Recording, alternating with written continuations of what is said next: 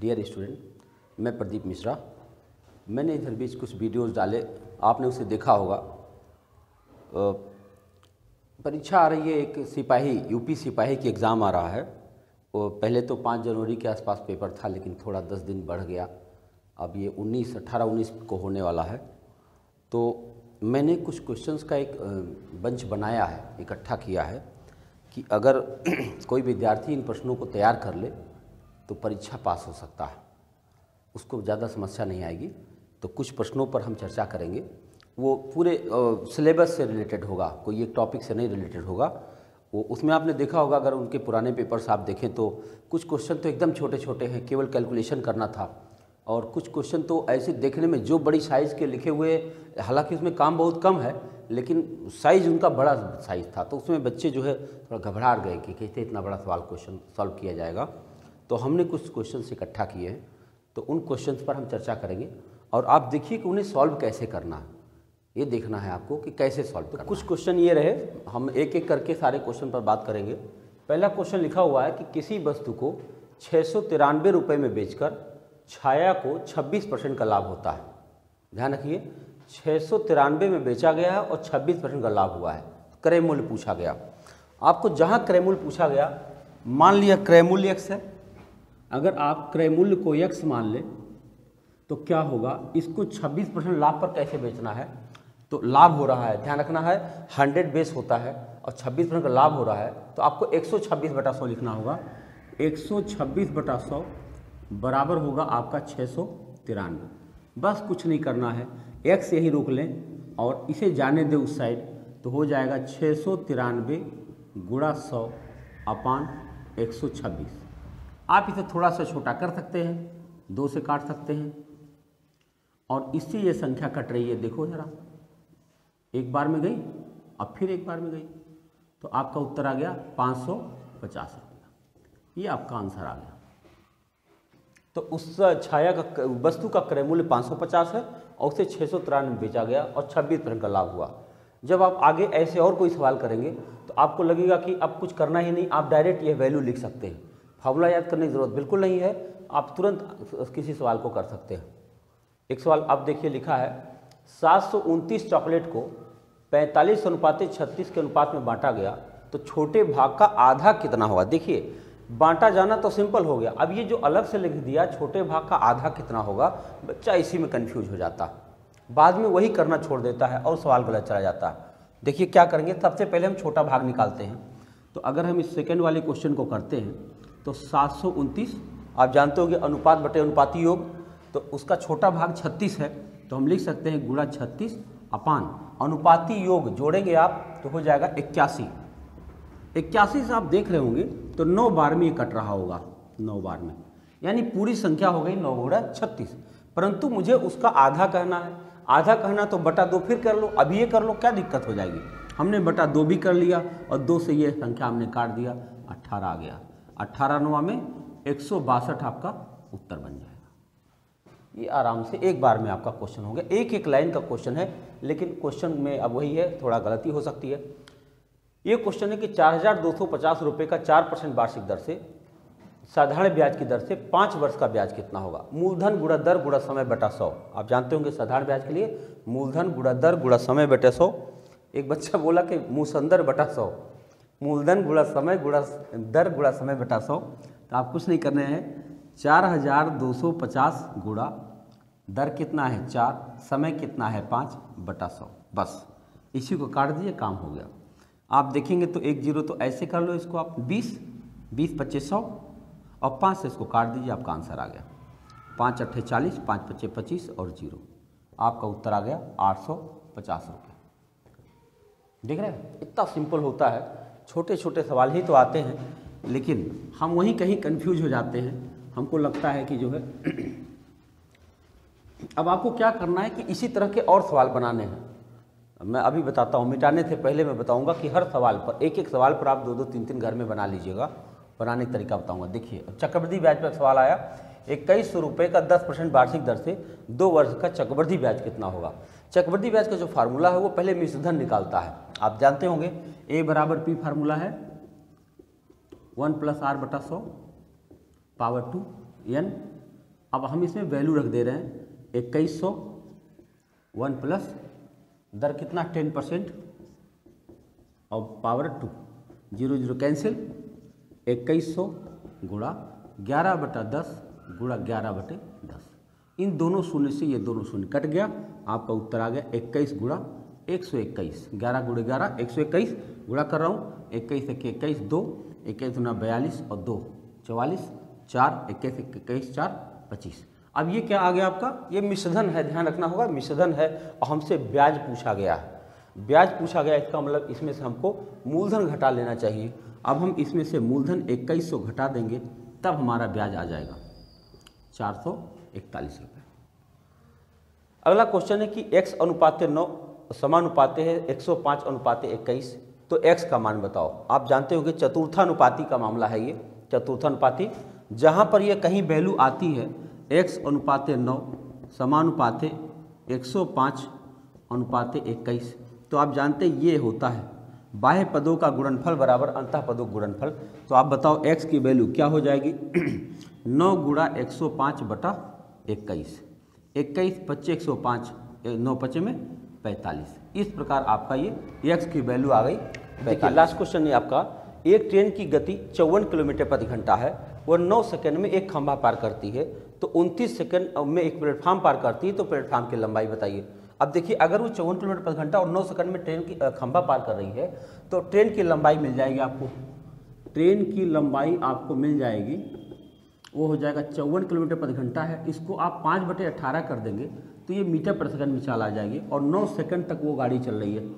तो इसका मतलब हुआ 9 दूनी 18 और 2 से आप इसको काट सकते हैं, कितना हो जाएगा भैया 27, और गुणा करेंगे तो कितना हो जाएगा 5 7 35 और 5 दूनी 10 3 13, यानी 135 मीटर की ट्रेन आपको हो गई।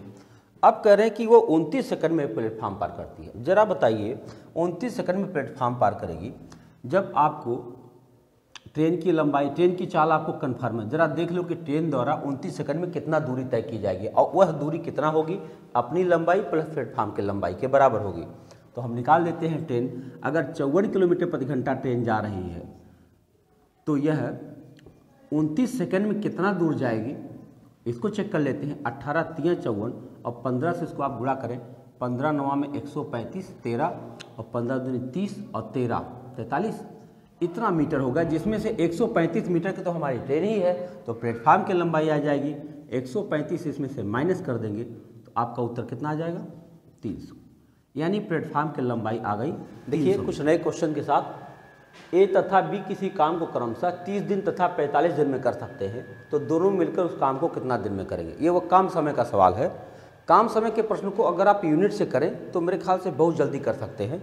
देखिए इसको करने का सही तरीका क्या हो सकता है, ऐसे आप लिख लें ए और बी, ए 30 दिन में कर सकता है और बी 45 दिन में कर सकता है। तो आप इन दोनों संख्याओं का एलसीएम निकालो, लघुत्तम। अगर इन दोनों का लघुत्तम आप निकालोगे तो 90 आएगा, और मान लिया जाए टोटल काम 90 यूनिट का है। अब बताइए अगर 90 यूनिट काम को इसने 30 दिन में किया तो 30 × 90 यानी एक दिन में 3 यूनिट किया होगा, और ये 45 दिन में 90 यूनिट करता है, इसका मतलब एक दिन में 45 दूना 90 2 यूनिट काम किया होगा। जब ये दोनों मिलकर काम करेंगे तो देखो 5 यूनिट काम रोज होगा ना, 5 यूनिट काम अगर रोज होगा और 90 यूनिट काम है, कितना दिन लग जाएगा। आप इस 5 से 90 में भाग दे देंगे तो कितना आ जाएगा, 18 दिन में पूरा काम समाप्त हो जाएगा। ये छोटे सवाल है। एक क्वेश्चन देखिए, वर्क एंड टाइम का नहीं है, ये आप मिश्र समानुपात का मैं कह सकते हो, या एक नियम से इसे आप सॉल्व कर सकते हैं कि 12 आदमी किसी काम को 20 दिन में कर सकते हैं। 12 आदमी किसी काम को 20 दिन में कर सकते हैं, तो 30 आदमी उस कार्य को कितना दिन में करेंगे। अगर आप इसको यूनिट सिस्टम से कर लें तो भी बहुत आसानी से सवाल को कर सकते हैं आप। जैसे कैसे, मान लिया जाए, माना एक आदमी एक दिन में 1 यूनिट काम करता होगा। मान लीजिए एक आदमी एक दिन में 1 यूनिट काम करता होगा, तो 12 आदमी एक दिन में 12 यूनिट काम करेगा, और 12 आदमी किसी काम को 20 दिन में ख़त्म किया है, तो 12 यूनिट रोज काम हो रहा है और 20 दिन हो रहा है। इसका मतलब पूरा काम कितना हो गया, 12 × 20, इतना यूनिट काम टोटल है ये।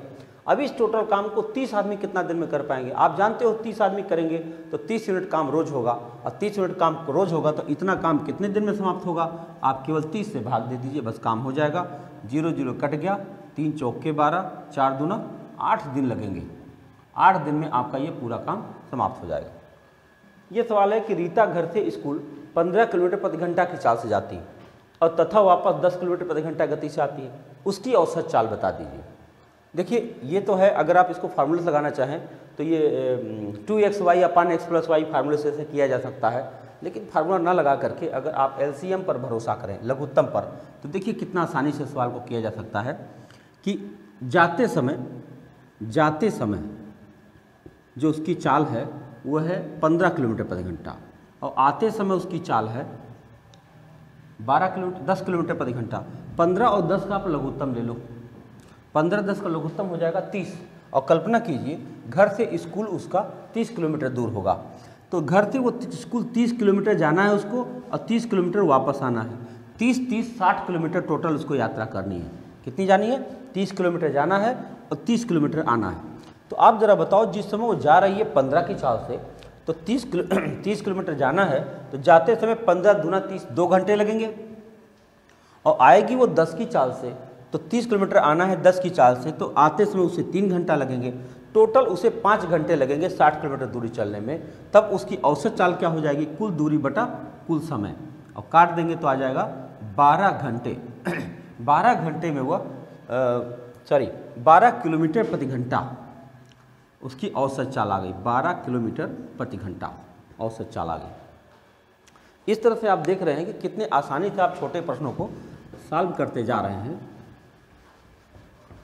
आपको कुछ क्वेश्चन जहाँ पे आपको डाउट हो रहा हो, उन क्वेश्चंस को आपको भेजना है, हमको बात करना है। आप कमेंट बॉक्स में लिख देंगे तो मैं सॉल्व करके भेज दूंगा आपको। देखिए अगला क्वेश्चन क्या है कि धारा की दिशा में 60 किलोमीटर तथा धारा के विपरीत 30 किलोमीटर दूरी तय करने में दोनों दशा में 5 घंटे लगते हैं, तो धारा की गति बताओ। दोनों दशा में 5 घंटे लगते हैं, इसका मतलब जरा सोचो आप, तो दिशा में चाल क्या आ गई?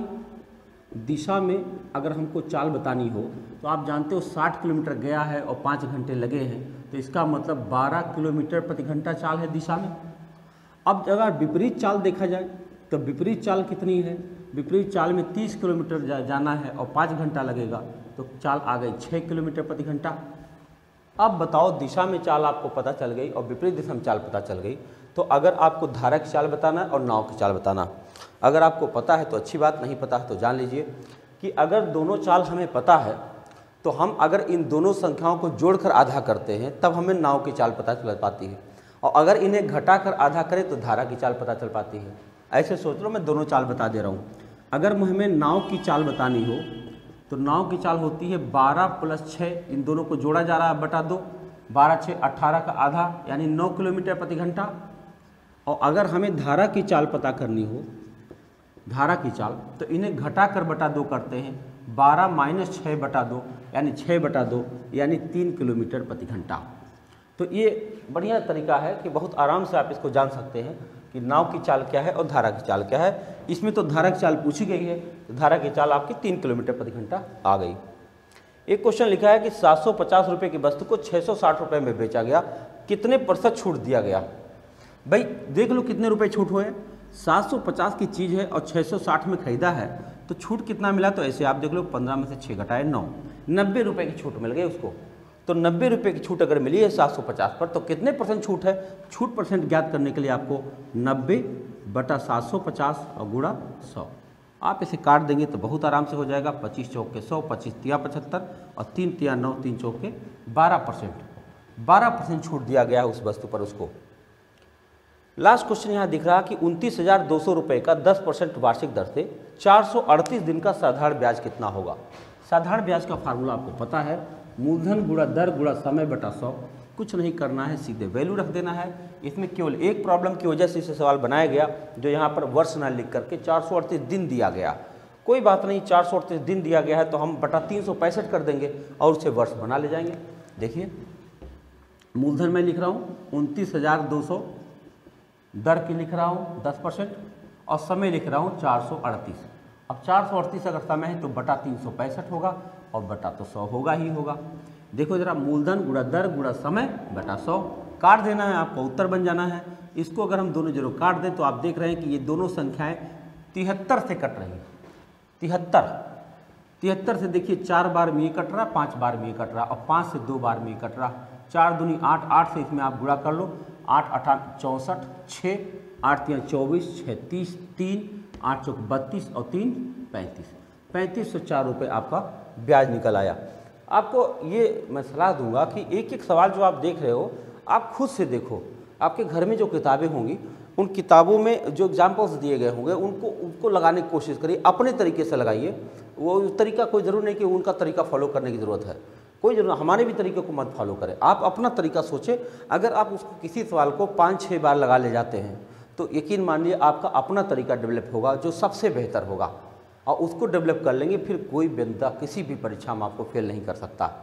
तो कोशिश करिए, हम कोशिश कर रहे हैं कि कुछ सवाल जो उस लेवल के सवाल हैं जो इस तरह की सारी परीक्षाओं में काम आएंगे, तो उन सवालों के एक गुच्छा हम आपके सामने रखें, आप इन्हें क्रम से देख लें और घर में बैठ कर लगा डालें एक एक सवाल को, तो निश्चित रूप से आप सफलता पाएंगे।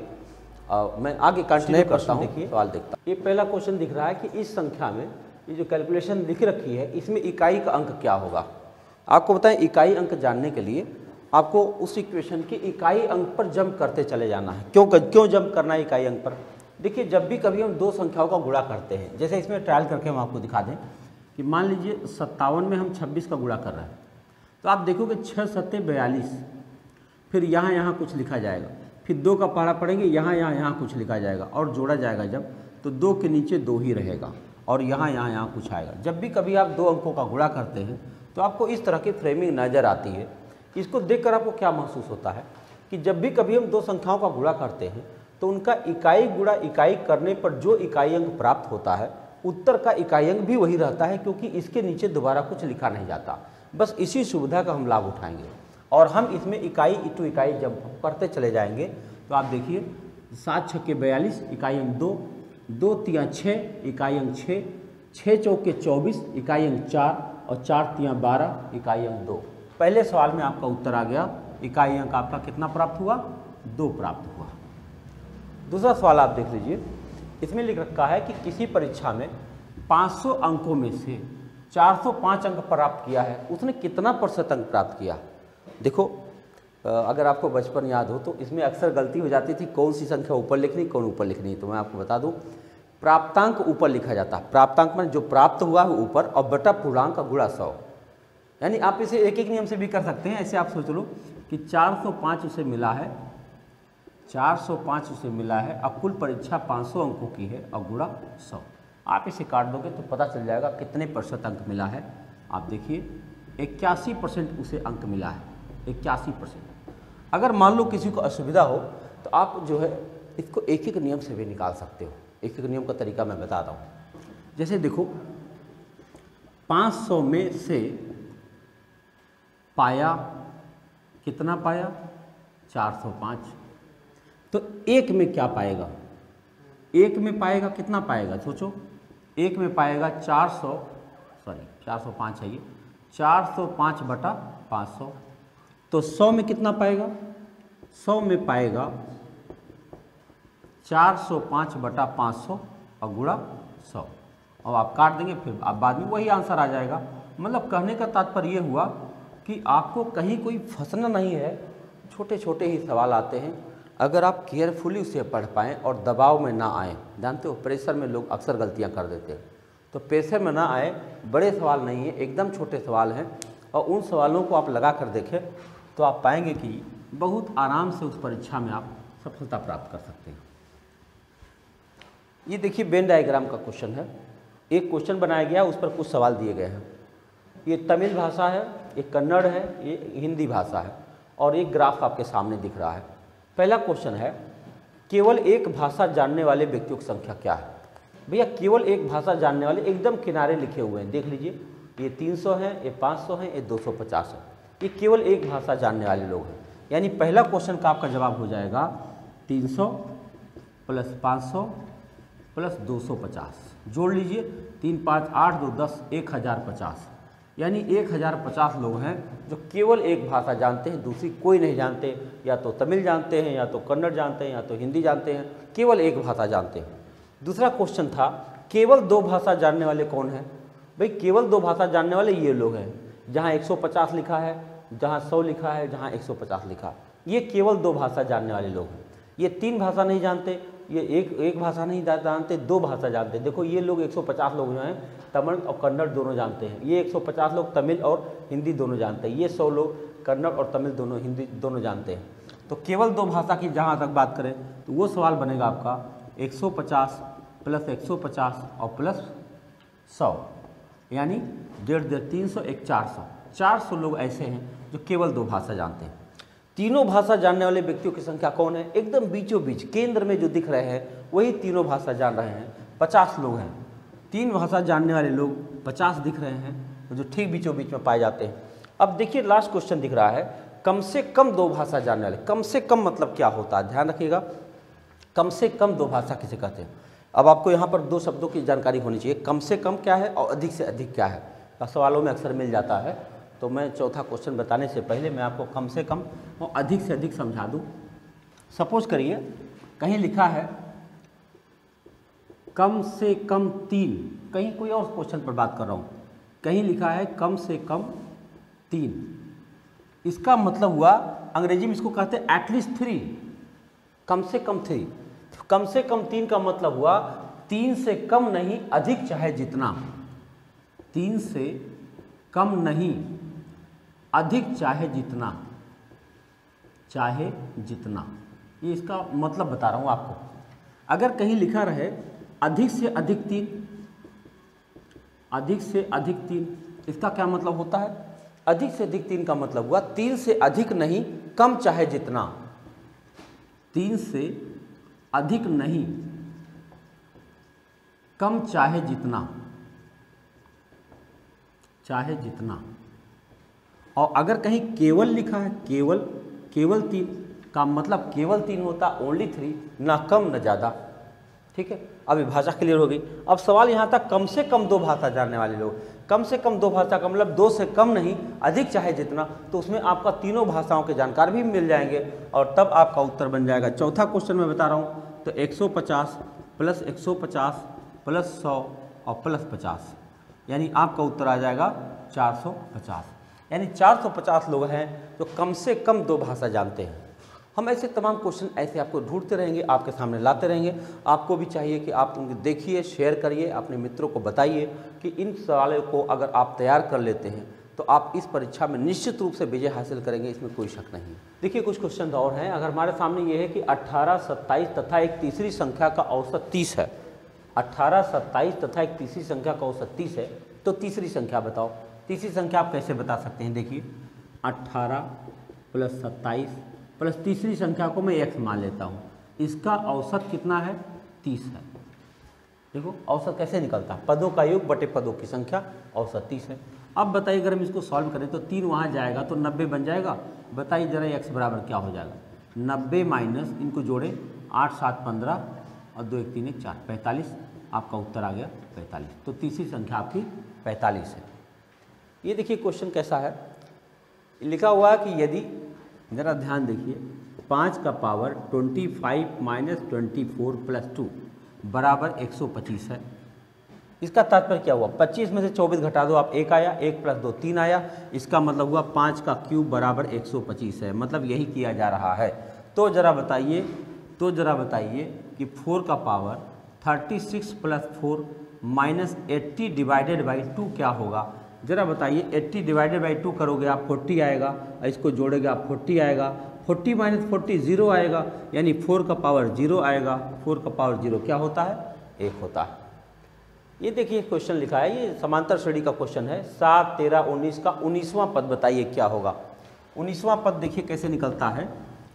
अगर आपको समांतर श्रेणी याद आ रही हो तो nवां पद ज्ञात करने के लिए वहाँ पर एक व्यवस्था दी गई है। nवां पद ज्ञात करने के लिए Tn बराबर a plus n minus 1 into D, ये आपके पास फार्मूला है। तो हमको 19वां पद बताना है तो हम क्या करेंगे? T19 बताना है। a क्या है? पहला पद 7 है प्लस 19 माइनस 1 और d कितना है? 13 में से 7 घटा दो आप, 6 आ गया। बस इसी को सॉल्व कर दो, आपका उत्तर आ गया 18 आ गया।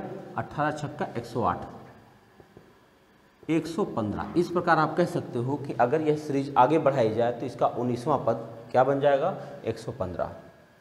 ये क्वेश्चन देखिए, किसी खिलौने का 13% हानि तथा 11% लाभ का विक्रय मूल्य का अंतर 108 है, तो 8% लाभ पर इसका विक्रय मूल्य क्या होगा।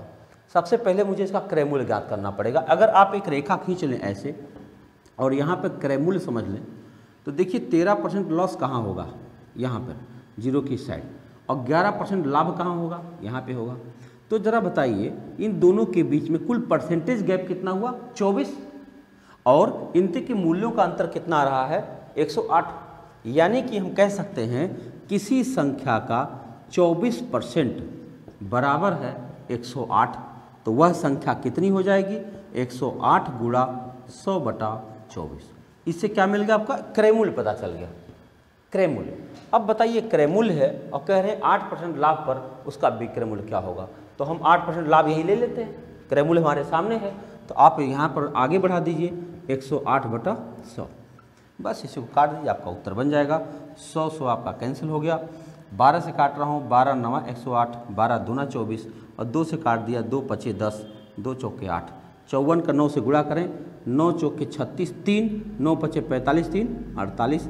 आप कह सकते हैं उस वस्तु का क्रय मूल्य 486 रुपये। नेक्स्ट क्वेश्चन है कि 5000 रुपये लगाकर बी ने व्यापार आरंभ किया, कुछ माह बाद ए ने 6000 रुपये लगाकर शामिल हुआ, कुछ माह बाद आया है। अब मैं ये मान कर चलता हूँ कि चाहे जितने बाद माह आया हो, लेकिन मान लो उसने x माह व्यापार में रहा होगा ए, उसके बाद 12 माह बाद लाभ को ए में और बी में 7/10 में बांटा गया, तो बताना ए कितने माह बाद शामिल हुआ। जरा सोचो, ए ने पूंजी क्या लगाई, 6000, समय कितना था नहीं पता, x मैंने लगा दिया। बी ने कितनी पूंजी लगाई, 5000, कितना समय रहा, 12 माह। अब इनके बीच लाभ का अनुपात क्या बन रहा है, 7/10। काटो जरा भाई, 0 0 कैंसिल हुआ, 5 दूना में 10, 2 छक्के में 12, 6 6 कैंसिल, x बराबर 7। x बराबर 7 का मतलब हुआ कि ए व्यापार में 7 माह था, इसका मतलब ए व्यापार में 5 माह बाद शामिल हुआ होगा, 5 माह बाद शामिल हुआ है, इसीलिए वो 7 माह तक व्यापार में था। देखिए हम कर क्या रहे हैं कि तमाम छोटे प्रश्नों को लेकर के लगाने का प्रयास कर रहे हैं, और ये कोशिश कर रहे हैं कि आप यह देखें कि इन छोटे प्रश्नों को हम कैसे हैंडल कर सकते हैं। आपको चाहिए कि आप इन्हें लगाएं, दोस्तों को शेयर करें, और ये सोचें कि आपकी अपनी प्रॉब्लम क्या है। देखो हर आदमी की अपनी अलग अलग प्रॉब्लम्स है, उन अलग अलग प्रॉब्लम्स को अगर उनको आप कमेंट बॉक्स में दें तो हम कोशिश करेंगे उन्हें हल करके हम आप तक पहुँचाएँ। अपना ख्याल करिए, धन्यवाद।